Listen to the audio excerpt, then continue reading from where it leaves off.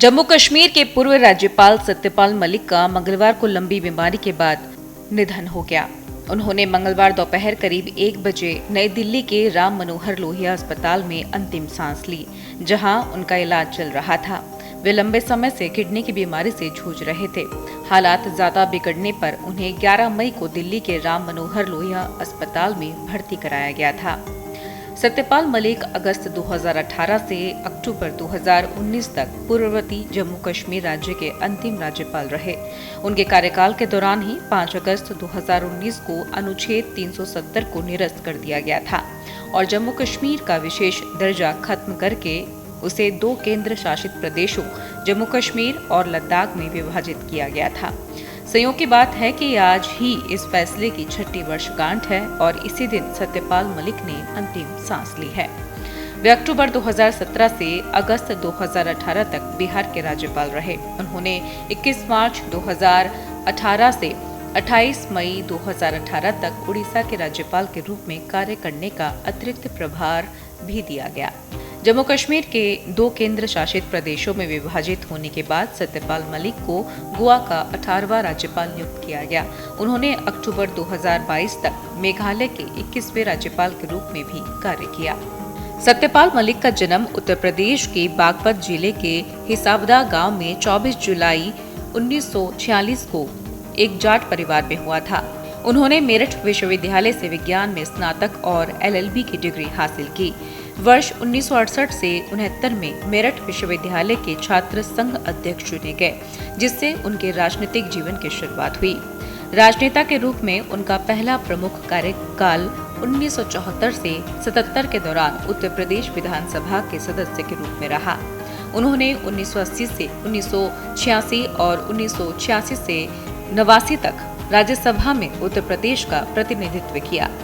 वे 1989 से 1991 तक जनता दल के सदस्य के रूप में अलीगढ़ से 9वीं लोकसभा के सदस्य रहे। सत्यपाल मलिक को 1980 में चौधरी चरण सिंह के नेतृत्व वाले लोकदल ने राज्यसभा के लिए नामित किया, लेकिन 1984 में वे कांग्रेस में शामिल हो गए और पार्टी ने उन्हें 1986 में राज्यसभा भेजा। बोफोर्स घोटाले का खुलासा होने के बाद उन्होंने 1987 में कांग्रेस से इस्तीफा दे दिया और PV सिंह के साथ जुड़ गए। 1989 में उन्होंने जनता दल के उम्मीदवार के रूप में अलीगढ़ से लोकसभा चुनाव जीता और 1990 में कुछ समय के लिए केंद्रीय संसदीय कार्य और पर्यटन राज्य मंत्री के रूप में कार्य किया। 2004 में मलिक भाजपा में शामिल हो गए और बागपत से लोकसभा चुनाव लड़े, लेकिन तत्कालीन रालोद प्रमुख अजित सिंह से हार गए। अपने पहले कार्यकाल में मोदी सरकार ने मलिक को भूमि अधिग्रहण विधेयक पर विचार करने वाली संसदीय टीम का प्रमुख नियुक्त किया था। उनके पैनल ने विधेयक के खिलाफ कई सिफारिश की, जिसके बाद सरकार ने इस प्रमुख रिफॉर्म को ठंडे बस्ते में डाल दिया। कश्मीर में मिलिटेंसी शुरू होने के बाद से सत्यपाल मलिक जम्मू कश्मीर के राज्यपाल पद पर नियुक्त होने वाले पहले राजनेता थे। मोदी समर्थन से उनके कट्टर आलोचक बने। कैसे, चलिए आपको बताते हैं। जम्मू कश्मीर से गोवा राजभवन भेजे जाने के बाद सत्यपाल मलिक के रुख में परिवर्तन देखा गया और वह मोदी समर्थक से उनके सबसे बड़े आलोचक बन गए। सत्यपाल मलिक ने 2022 के उत्तर प्रदेश विधानसभा चुनाव से पहले घोषणा की थी कि वह रालोद और समाजवादी पार्टी का समर्थन करेंगे। बागपत स्थित अपने गांव हिसाबदा में पत्रकारों से बातचीत करते हुए उन्होंने कहा था, मेरा सक्रिय राजनीति में आने का कोई इरादा नहीं है, बल्कि मैं रालोद और सपा के मार्गदर्शन के रूप में काम करना चाहता हूँ और उन किसानों के कल्याण और अधिकारों के लिए लड़ना चाहता हूँ जो मोदी सरकार के किसान विरोधी नीतियों का शिकार हुए हैं।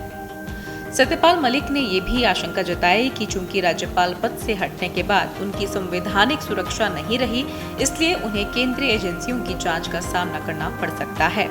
बाद में CBI ने किरू जल विद्युत परियोजना के लिए 2200 करोड़ रुपए के सिविल वर्क के ठेके देने में कथित अनियमितताओं के संबंध में सत्यपाल मलिक और 7 अन्य के खिलाफ आरोप पत्र दायर किया।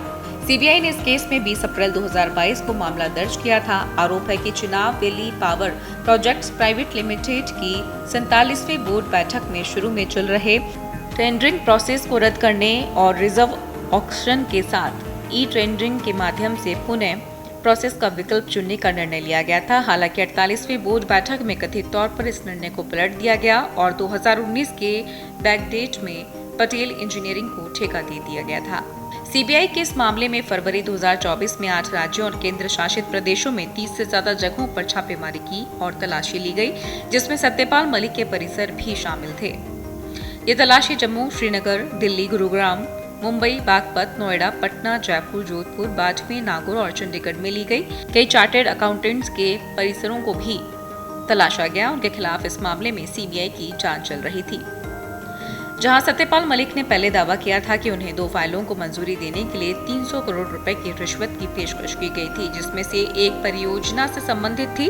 पिछले साल फरवरी में सीबीआई द्वारा उनके घर की तलाशी लेने के बाद मलिक ने आरोपों को खारिज करते हुए कहा था कि जांच उन लोगों की होनी चाहिए थी जिन्होंने भ्रष्टाचार किया था। मैंने इसका खुलासा किया था और मेरे ही खिलाफ जांच की जा रही है।